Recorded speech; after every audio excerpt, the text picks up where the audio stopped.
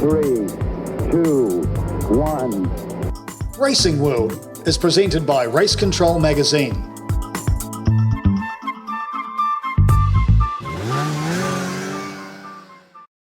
Welcome into Racing World for yet another edition of the Three Stooges talking motorsport. Quite enough to carry on with over the next half an hour or so. Looking forward to bringing it to you. Of course, if you are watching on YouTube, please like, please subscribe, and please share to justify our continued existence. That, of course, goes for Anchor FM, Radio Public, and Spotify. Like, share, subscribe, and we can carry on doing this until the end of time. Well, maybe that's a little too long. David Turner, that's that guy. Bob McMurray, that is him. I'm Darcy Watergrave without a hat. I don't know why. I just thought I might change things up a wee bit. I'm actually looking very crisp today, aren't I, gentlemen? Crisp. Is that a word? Yeah, well, the word ironing could still come into play if you want really crisp. Daddy doesn't iron. Crisps. Anyway. I don't own an iron. I don't do it. We've got plenty to talk about today, and I suppose we'll start things off with the granddaddy of them all in Formula One. What an exciting race in Turkey. I don't know what your initial thoughts are on that one there, but that was all the fun of the circus, was it not? Wasn't it one of the most bizarre starts you've ever seen? In fact, the whole weekend was bizarre, right from the get-go, wasn't it? Yeah. Just before he gets going, because we were criticised last week of having a rant, I just wonder where the one's coming. No, actually, I got it. Maybe. The rant really was, and for those who saw the race, you probably understand what I mean. A couple of the drivers after the race, George Russell said, this wasn't Formula One, it was too slippery, the surface was bad and all the rest of it. George, mate, you might think what pays your money. What pays your money is your people who watch it. And they watch it because it's entertainment. And if it ain't entertaining, they ain't going to watch it, you're not going to get your money. Therefore, that was one of the most entertaining races we've seen. Because everybody's talking about it. Bizarre, yes. Slippery, yes. Wet, yes. People sliding off, yes. All sorts of things. It's called entertainment. There's a song about that, isn't it? It's called entertainment. So, don't get wrapped up in yourself, mate. This is all those drivers. It was a superb display of one driver who was a pit stop behind after 5 or 6 or 7 laps and finished a pit stop and a half ahead at the end, who kept it on the road, who won a world championship, his 7th going, and he mastered it. For all those others that did not master it, it's your bloody fault. It's not his fault. It's not anyone else. It's your bloody fault. But I thought it was bizarre, yes. I thought it was entertaining, yes. I thought it was great. I really enjoyed it. The scene was set the day before when it rained then as well, and even the day before that when it was dry but it was slippery because of the surface change and Pirelli with the wrong tyres and la. But it all made for yet another great event, didn't it? And if you look at all the COVID races we've had this year, this is what we've been getting, places like Misano and stuff. We've had these excellent races. So, hey, this one just happened to have a bit of water. Yeah, we didn't go to Misano. We went to Mugello. That's the one. Yeah, I've got Misano on the brain for other reasons. Misano's a little bit tight for a Formula One car. It's a nice track, though. But, I mean, like you, Darcy, when this is going on, I'm just putting notes down and all the rest of it. I gave up. I just gave up. I can't ride that fast and watch. I was going like this. Giovinazzi in the barrier on the way to the grid. George Russell in the barrier on the way to the grid. Wet track, both Williams start from the pit lane. Turn 1, Bottas, Ricciardo and Ocon off. Bottas was off 6 times over the race, and he's got the same car as the bloke. Anyway. It's not the same talent, obviously. There was a virtual safety car for Giovinazzi as well later on. Lap 13, Hamilton was kind of off and he was trying to get heat in the tyres. No heat. Lap 13, he was out of it. Stroll leads by a long way. I mean, for goodness sake. Just getting a bit nervous when the commentators started talking about, well, he's got a chance to podium. He might win this race. I'm thinking, dude, there's 40 laps to go. Really? Don't. No. You think to yourself, it's not going to happen. He's got an unassailable lead. No. I was kind of thinking 2 racing points on the podium. Yeah. Lap 19, Verstappen spins. I mean, he's right up the backside of Perez, and he just spun all on his own. Lap 46, Bottas was lapped by Hamilton. There you go. I mean, that must hurt, mustn't it? And that's the guy that was threatening to not allow Hamilton to win the World Championship. But he was going to happen anyway. But Hamilton on intermediates, but they were like slicks at the end. Anybody saw that? Well, Fantastic. They had an intermediate edge. Does that count? If you sort of drove on the edge of the I see a lot of tyres like that out in West Auckland. Trust me, they look really good on the outside. I can see some out here. Hey, in stop your it! car. Leave my car right. It's got fresh boots. How could you? So Lewis Hamilton, superb. I don't care what you say, and I'm never going to say the greatest or not the greatest. Who the hell knows? I don't know about Fangio. Didn't see him. Of his time, he is the greatest Formula One driver of his time. In this era, he's peerless. Right. Of his era, he's the greatest. And I don't care about his politics. I don't care about his whatevers. As a racing driver, there ain't none better, and there hasn't been for a long time. There's actually a clip running around YouTube at the moment, or Facebook, or one of those threads, I don't know, of him in his old kart days. Yep. Passing a whole number of cars on his way to victory in the space of a couple of laps. I was there. I was there. You were there. Well, McLaren was supporting him. Yeah. And we had to, various people, like a guy called Stuart Wingham was looking after him at McLaren. Ron was looking after him. And we had to go to various kart meetings to... Imperious. Just extraordinary, the car control at that stage and the attitude, where he put his car and how he went about his business. Like that is a harbinger of... So looking ahead, because there's been various things said in the media, does he stay at Mercedes? Does he stop? Does he keep going? Obviously, he's going to keep going because he's kind of implied that himself through his own words. Does Toto Wolff stay at Mercedes or go to Racing Point? Or is it status quo? What's your feeling? How much does he want? 8. He wants to win. He's a driver. Yeah. He's a racer. What gives him the best opportunities to secure a world record 8th championship, not just a world equaling championship? Staying exactly where you are. Precisely. Would you think that'd be the drive? The answer to all those questions is I don't know. Nobody does. No. But you would think that he'd be pretty silly if he stays in Formula One, which he, as you say, he's indicated. It'd be pretty silly to go to Williams. No. Alpha, and most of those seats are taken anyway. So what's he going to do? He's going to stay where he is if he stays. I can't see him moving anywhere. They're a little bit annoyed about the salary cap coming in, which is going to be a little later. It's not for next year, I don't believe. But what kind of salary cap is that, though? It's not. I don't know. I mean, really, what kind of cap is it? It's 30 million. The three of us. But it's a strange. Yeah, I know it is. So I hope we see him again there next year. I hope we don't see him in as dominating a car. But once again, as we've said lots of times, ain't Mercedes' fault.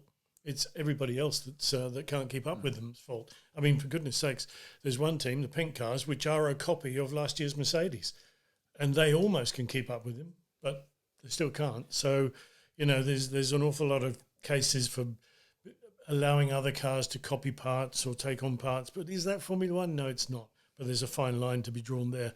That's a whole different deal. We've obviously been quite critical over various shows about Lance Stroll. But at the end of the day, at this event, he put the car on pole. He did lead for the first third of the race. So can you put an asterisk around that lead, though? Because he got him into the lead and he had nothing in front of him. He had no spray. He had nothing. But he stayed on the road. But he kept it on didn't. Granted, but he did have a distinct advantage when he tore away. It makes it a lot easier. And don't forget, he's the first one to go through all those puddles. After him, the 10th car going through, the 10th car is following essentially a track of the one in front. Might not be able to see. But so Lance Stroll did a very, very good job for all that time. Now, they said afterwards that there was damage on the front wing they found after the race, which affected he was complaining about graining on the tyres. And the damage under the front wing, one of the strakes apparently was gone. Whether they're saying it because he's the boss's son, I don't know. But apparently that caused the lack of downforce on the front, which caused the graining, which caused him to not handle the car, not to handle as well, which caused him to drop back. If that's the case, then okay, he was still driving well, but he just had a car that wasn't handling the way it was in the first third of the race or half of the race. And we always go back, don't we, to the same argument. Lewis Hamilton's got the same car as Valtteri Bottas. Yeah, absolutely. That's the way. Had the same car as Nico Rosberg as well. Yeah, there you go. So Nico Rosberg won a world championship. Yeah, don't forget. So a bit of class for you. Good race. Move on to the next one. Well, the next one we've got there's just 3 left now, all in Arabian parts of this world, and all in car parks. You mean, Bob? All in car parks. Potentially no rain though. 2 in one place. Hey, the way 2020's gone right now, it wouldn't surprise me if there's a cloud burst. It really wouldn't. Bahrain, and we got Formula 2 joining as well, so we'll see Marcus Armstrong back on track, and hopefully he can turn a little bit of the season around, because unfortunately he's one of the drivers with the Ferrari Driver Academy that did not get a test drive in Formula One at all, or at least an outing in Formula One. So hope Marcus can get going there. We need him to still be in Formula 2, because who knows, there may be another Kiwi driver at some point in Formula 2 in the future. Who knows? We'll never say never. We didn't see Hartley coming, did we? So No. who knows? No, and again, you look at the value and what New Zealand drivers have done. I'm not going to get into Hellberg Awards this week, but you look at what they've done, and you've got Van Gisbergen winning a Bathurst, McLaughlin winning a third supercar title, Dixon winning a sixth IndyCar championship, Hartley winning Le Mans. You know, so yeah, more drivers coming through the system, as we'll call it, more the better, isn't it? Yeah. Oh, I am going to have another rant. That'll be It's fine. minute. Knock yourself out. No, you In can a do it minute. now. I thought you were limited to the one. The floor is yours. per I can show. do what you want. You can have mine. No, well, before we get on to the Battle of Jack's Ridge, I mean, what I thought that was great, absolutely great. Just yesterday, they announced that there were going to be 3 Toyota Racing Series rounds in 2021. Only 3. Although those rounds are going to be primarily for Kiwi drivers, because the problem is no internationals have been allowed in. There's a huge queue of internationals wanting to come here to run. Well, they're not. So let's go back a little bit. This will be the 17th, 18th year of Toyota Racing Series, backed up by Toyota all the way through. Toyota have put a shed load of money, going into millions, into this thing. The Toyota Racing Series has developed many drivers, Kiwi drivers, and helped them develop their careers. From the very first one, Brendan Hartley, who said that without the TRS he wouldn't have gone on to Formula One on the ladder. Lots of drivers from overseas have come here and run it. Kiwi drivers have been helped by Toyota. No other bloody manufacturer has put in anything like Toyota. They have worked their asses off in Toyota to try and get this TRS season underway. Unfortunately, COVID and all the rest of it has not done it. Toyota have put more money into it to see if they can get it going with Kiwi drivers, because that, after all, is what it's for. It says trying to find the next world champion in open wheelers. So, you know, Toyota have done all they can. They haven't got a series necessarily packed with drivers because they're not allowed into the country. So they're putting money into Kiwi drivers. There's going to be 7, 8, 9, 10. There's going to be one race with lots of guest drivers as well, which is going to be quite spectacular, and there's going to be a Grand Prix. All that's fine. And 110 people approximately depend either wholly or in part in the Toyota Racing Series. They depend on it for their part of their livelihoods. And what happens? All I see on Facebook when this is announced is keyboard arseholes saying, oh yeah, typical, don't come down the South Island. Do you know how much it costs to do this? And they say, oh yeah, well, you know, typical Toyota won't do this, typical Toyota won't do that. For God's sakes, get off your asses, get from behind your keyboard, go and help people to race, get in there and join the Motorsport New Zealand Scholarship Trust or the Kiwi Driver Fund or whatever. Stop bloody complaining, because there is going to be a series. It may only be 3 races, but there's 3 events with longer races, but there is going to be one. End of story. Toyota be quite within their rights to do what a number of other sports have done and go, look, this is just too hard and too expensive. could We're have going to hit pause. Yep. We'll come back next year. And they would have been quite justified in doing that. And I think everyone would have understood. That would still have been the case. But they've actually reached out, as you said, extended themselves financially to make sure there is some semblance of a series to happen for entertainment. You know, I find it's galling to complain about that. Believe me, it costs Toyota hundreds and hundreds and hundreds of thousands of dollars to put Toyota Racing Series on. It ain't no profit margin, I tell you, not a single thing. So, I mean, the easiest thing in the world would be for Toyota to say, sorry, we're not doing it this year, as you say. You know, it's too hard. But no, they've fought and they've fought and fought and they've fought with the government to try and get drivers in. We still don't know if they're going to be allowed or not, but you've got to make a decision. So we're sorry we're not racing in the South Island races. I'm saying we, Toyota, because I've got my ambassador hat off now. But the fact is, it just isn't possible. Just is not possible. Well, that was worth it, but you're now allowed no more rants. Yeah, that was a big second one. Yeah, so that was a big second he gets one. bonus points for that. I'll just back up something, though. The fact that you're going to have young drivers like a Billy Fraser, maybe a Caleb Nato or whoever in the series this year is still a testament to the level of which those kids are at in their motor racing careers right now. They are the next generation, as Toyota say, of driver, and they would have been there regardless of whether it had been a full international series or what is now potentially a domestic series. They deserve to be in those cars because there's talent there, and their career path deserves to happen. But they may not have been there because the Kiwi Driver Fund has got extra funding from Toyota to help those drivers with an extra boost to try and get them in there. So their careers might have been stymied if Toyota had not done it.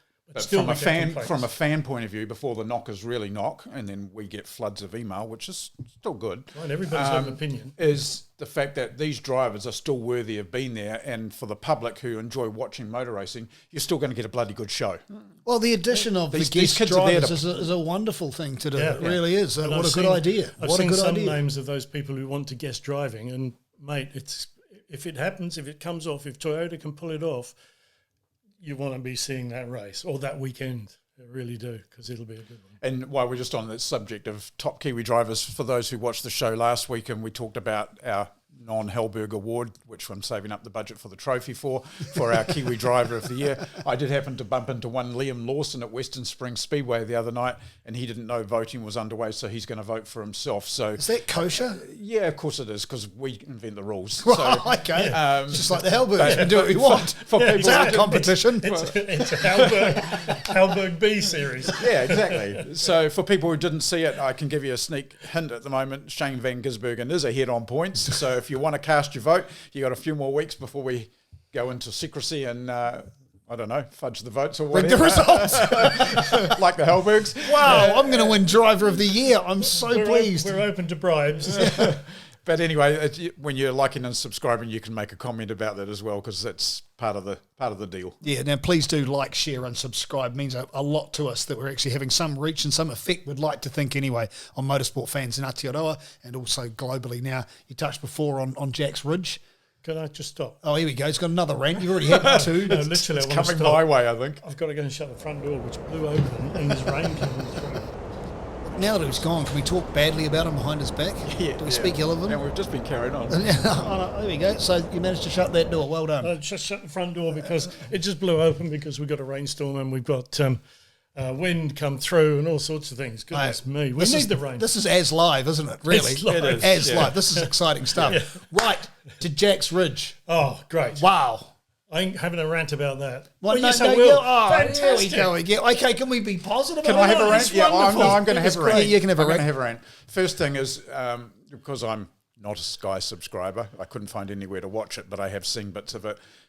Again, appalling to New Zealand media. It was on TVNZ's news, nothing on Media Works. Very disappointing. That's my rant, short and sweet. It was very short. It's not really a rant. It's more like it's a disappointment rant. It's a disappointment. Okay. But the coverage that Sky did, the work they put in to cover that event, was exemplary. I really, really enjoyed the entire event. 4 hours. Was it 4 hours? Must have been 4 hours of really. I just sat and watched the whole thing. I mean, there were stunning performances. Not least of which was Shane's. I mean, Shane Van Gisbergen in the rally the day before with that bloody little escort, his old man's escort. Just a superb. Well, he won his class. I know. And he beat some four-wheel drives as well. But then coming on Sunday and with a wonderful crowd there, and it was a fantastic day. And Alex Hawkridge, or the Hawkridge family, should be really, really proud of what they've done. And Peter Johnson and all those guys that got it together should be supremely proud of it. It was a fantastic event, I thought. But just think the original concept for Jack's Ridge, because I was involved early on when WRC was coming here this year, was a WRC stage. Yes. So transform what we saw on the weekend, which I'm not dissing in any way, shape or form, but imagine if you'd had the top 10 WRC drivers go over that stage. Yeah. Wow. Pretty cool, eh? So, FIA WRC, bring it back to New Zealand. Yeah, see what you missed, you muppets. Well, it showed, I think, when you look at the drivers and the way they negotiated the track itself, was it slowly deteriorated, which you can understand why it would, because it started off with 70 cars, then it went to 32, then to 16. And it's never had that volume of cars over it. A lot of traffic on it, and it did deteriorate, and there were sections, especially that hairpin left, that was a very odd one, where cars got taken apart pretty much. But the way the drivers managed to work out as the rally continued what the best way to approach that corner was, and it showed the ones with smarts, showed the ones who understood how to work the car the best in the racetrack. And one of those was Shane Van Gisbergen. That's right. He worked it out very, very well. But I actually thought, because all the time, after all the runs, I thought, oh no, they're going to bring a truck on now or a grader or whatever and regrade it. And they didn't, they left it. So it just naturally deteriorated or naturally improved wherever it was, which obviously caused problems. But obviously, as you say, the best driver's got a handle on it. Unfortunately, Hayden made a little mistake there, and I wonder how much that cost. Anyway, So I have to do probably the first time ever that we've had it on Racing World, the public apology. Hayden Paddon, if you're listening, sorry we couldn't connect on Zoom this morning.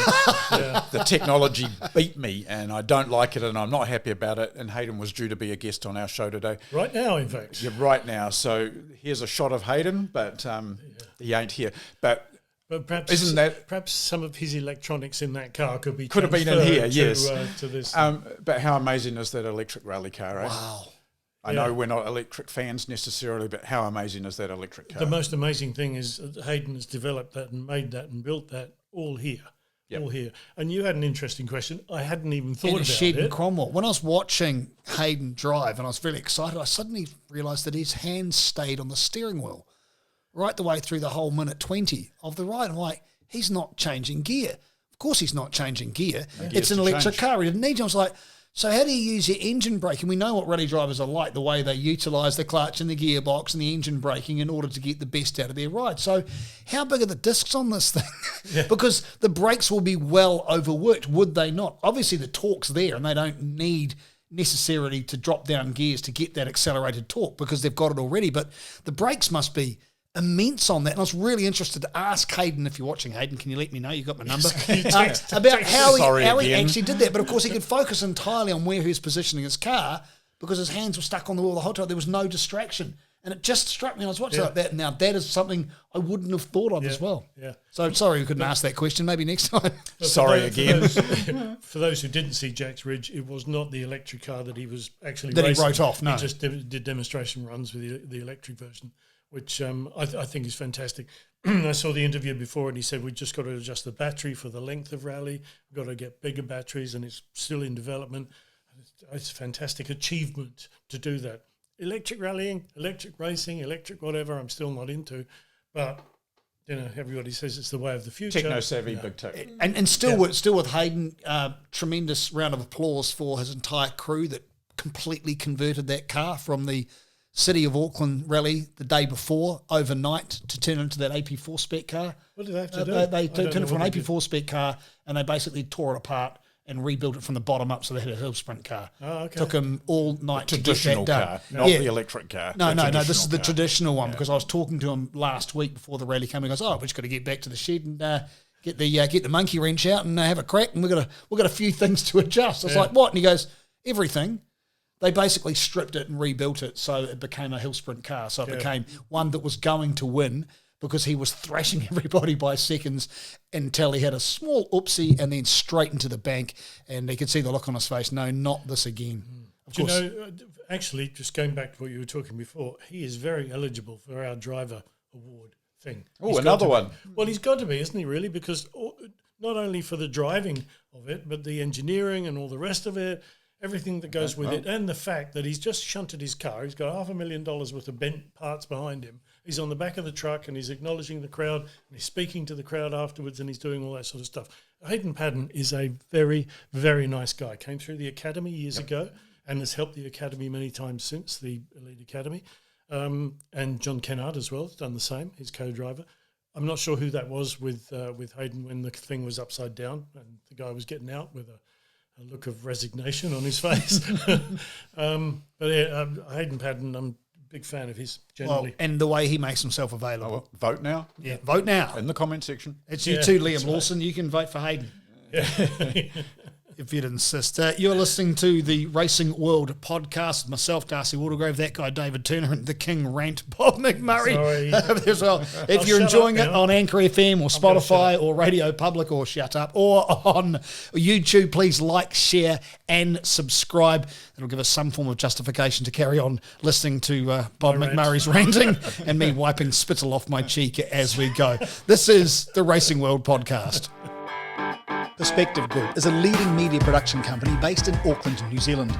Established in 2009 by former TVNZ producer David Turner, Perspective Group offers you a vast arrangement of media options to fit any size or budget. It covers truly global services supported by some of New Zealand's leading media talents. For more information, contact Perspective Group Limited at perspectivegroupltd@gmail.com and check out the website perspectivegroupltd.com, where you'll find even more information on creating your media solutions.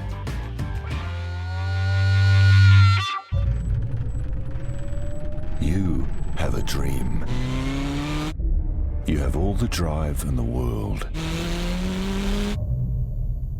You have talent to burn. Now all you need is a chance. Toyota are committed to developing and nurturing New Zealand's next generation of world-class racing drivers, because if you can dream it, we can do it. This is the Racing World podcast with Darcy, David and Bob. We have a few loose ends to tie up before we complete the show for the day. No more ranting. Thank you very much. No more ranting. To you got some news out of the United States of America with the Indy Lights series. There's trouble at Mill there. Just something that's developing that's worth keeping a bit of an eye on. Obviously, the calendars have been released already, and one of the things that came out was there would be no Freedom 100 at the Indianapolis 500 next year. For the Indy Lights cars, which has always been a traditional thing there, for the last few years anyway. But they get bonus races in Detroit. But then it started a bit of a storm about why there wasn't an Indy Lights race there, because it's a damn good race. You've watched it with me a few times. Car count was one of them. Then there's now talk of maybe a little bit of a conflict between Dan Anderson, who looks after the entire Road to Indy series, who is an extremely nice guy. I've met him. Great guy. So he was no here with the complaints there. TRS, wasn't he? Oh, no, his partner. Johnny Barker came down here. That's right. So there's a rumour of a little bit of conflict between him and Roger Penske because of him being owner of the series now, and about whether the car count was going to be too small or not. So it's just one just to keep on the radar and see how it develops, because I think that there's more to come in that story yet. In terms of IndyCar, there's talk still of other seats being available and other teams looking. I know one chassis traded hands this week to a new team. So there's some things in the wind already, but the Indy Lights story I think is just worth watching. Okay, well, very briefly, Super Formula at Autopolis, Japan. Have you found Nick? Quick Nick. Have you found Nick Cassidy? He disappeared for a while, didn't he? Another driver you can vote on. Yes. Another driver, yeah. Go on, Liam. Because he's balancing between Formula E and Super at the moment. I mean, he can't do both, because once you leave Japan, you're done from Japan. So anyway, he was, 7th in the race at Autopolis of the weekend. He's second in that championship from Ryo Hirakawa. He's only 9 points back there from there. So I don't think it was a particularly good race for him. Of course, we go to the FIA WEC in Bahrain. It was the last outing for the Toyota TS050, of which he won the championship pretty obviously, because he's won just about every race in the LMP1s. Unfortunately, from our point of view, it was the other car that won it, as opposed to Brendan Hartley's car.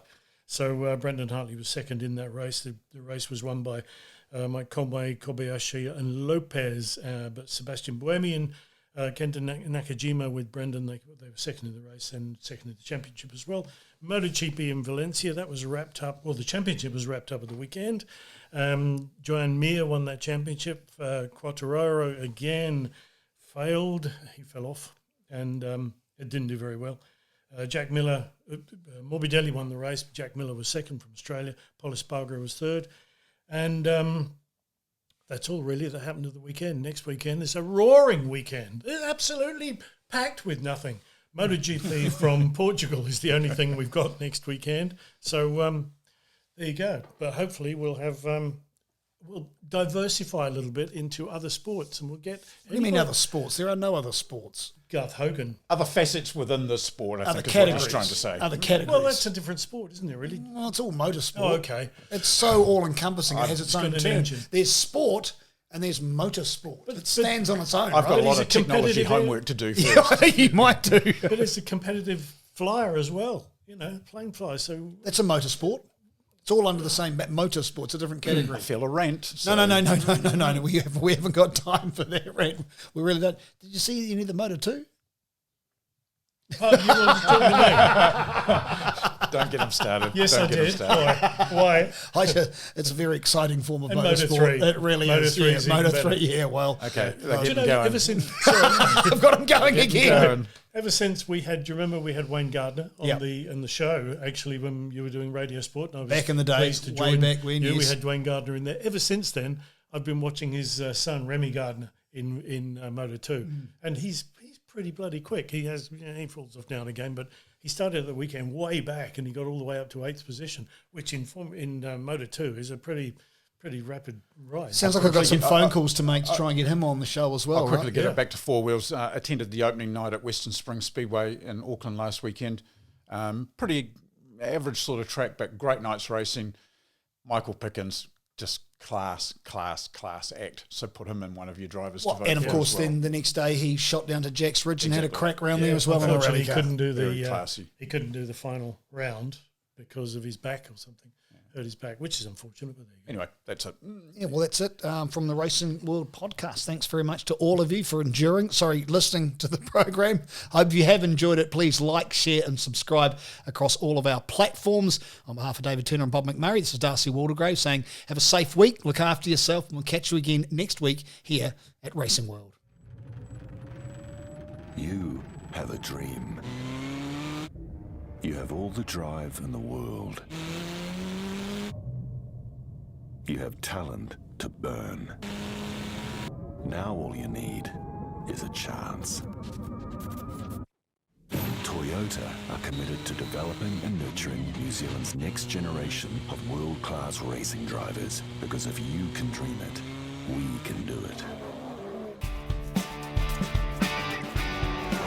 Race Control Magazine is your IndyCar fan mag and so much more. Publishing monthly online on issuu.com, you will find Race Control Magazine there for you to download and enjoy everything IndyCar and so much more. Behind the scenes features, race reports and the entire Road to Indy series are just part of what you will find, along with stunning images captured from the series' leading photographers. Grab your copy today at issw.com to complete your motorsport read.